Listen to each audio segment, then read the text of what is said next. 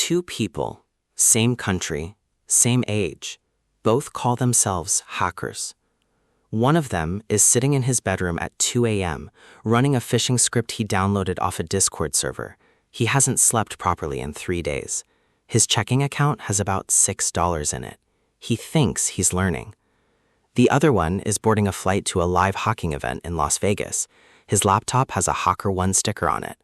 Last month, he made $32,000 from one vulnerability report. He worked 11 days. Same word, completely different lives. In this video, I'm going to walk you through your life, your actual day-to-day life, at every single level of the hacking journey. Not salaries, not certificates, your life. What you wake up to, what you stress about, what changes. 7 levels, and I promise you, by level 4, you will feel it. Level 1, the script kiddie. Your life at level 1 looks like this. It's 2 a.m. You're watching a YouTube video titled How to Hack Anyone's Wi-Fi in 5 minutes. You download a tool, you run it. Something happens on screen, and for a moment you feel like a genius. You don't know what just happened. You don't know why it worked. But you screenshot it, send it to your friends, and call yourself a hacker. Here's the honest truth about level 1. You're not learning hacking. You're learning how to follow instructions. The moment the tool breaks or the tutorial is 6 months old, you're completely stuck. You have zero understanding of what's happening underneath. Your income, 0. Your stress, low, because you don't know enough to know what you don't know. Most people stay here for months. Some stay here for years. And the tragedy is, they think they're progressing. The exit: stop running tools you don't understand. Start breaking things you built yourself. Level 2, the serious learner. Something clicked. Maybe you got stuck on a tool and decided to actually understand it. Maybe you watched a video that embarrassed you with how little you knew. Either way, you changed. Your life now looks like this. You have a Try Hack Me streak. You're doing Hack the Box machines on weekends. You're reading about CVEs, not for fun, but because you genuinely want to understand them. You've started taking notes, real notes, not screenshots, actual handwritten or typed notes about how protocols work, how memory is structured, what a buffer overflow actually is. Your income is still close to 0. Maybe you picked up a $150 gig on Fiverr, a basic security audit for a small website. You charged less than you should have because you weren't confident yet. That's fine. That's correct. That's level 2. What changes at this level is your stress. It goes up because now you know how much you don't know, and that gap between where you are and where you want to be feels massive. That discomfort is the sign you're growing. The people who push through it reach level 3. The ones who don't go back to tools. Level 3, the certified professional. You sought your first certification, CompTIA Security Plus, CEH, maybe even OSCP, and something happened that felt strange. Someone paid you a salary to show up and protect their systems. Your life at level 3 has structure for the first time. You're a SOC analyst or a junior Pentester at a firm, and your day looks like morning briefing, alert triage, vulnerability scan, documentation, repeat. Monthly income, $4,000 to $6,500. Not impressive by YouTube standards, but it's real, it's consistent, and what you're building inside that job is worth more than the salary.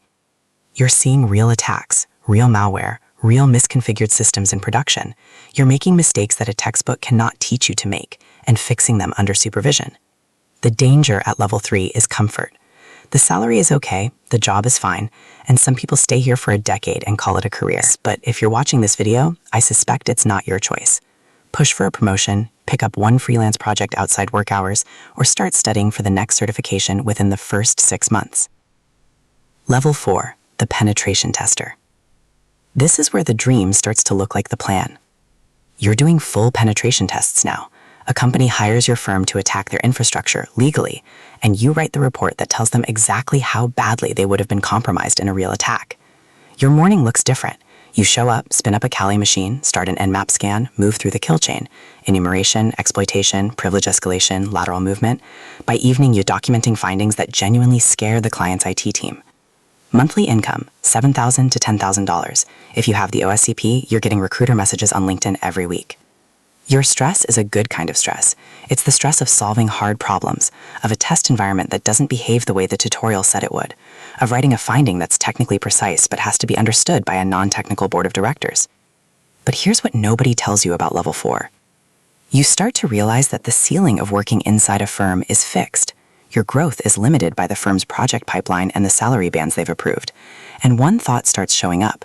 What if I worked for myself? Level 5, the freelance pentester.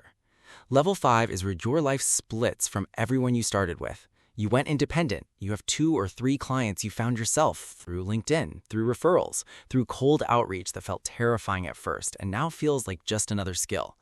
One month, you close a $12,000 web application test for a fintech startup. The next month is quiet. One small project, $3,000. The month after that, 2 clients at once. Your monthly income swings between $5,000 and $40,000. And that instability, for the right person, it feels like freedom. But level 5 is where most people discover they have a hidden problem. They're excellent at the technical work. They are terrible at running a business. They undercharge because they're afraid of losing the client.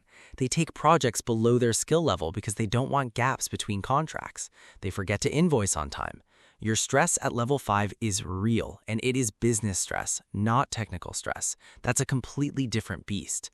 The hackers who solve the business side of level 5, the ones who raise their rates, build a referral pipeline, and learn to say no to bad clients, those are the ones who make it to level 6.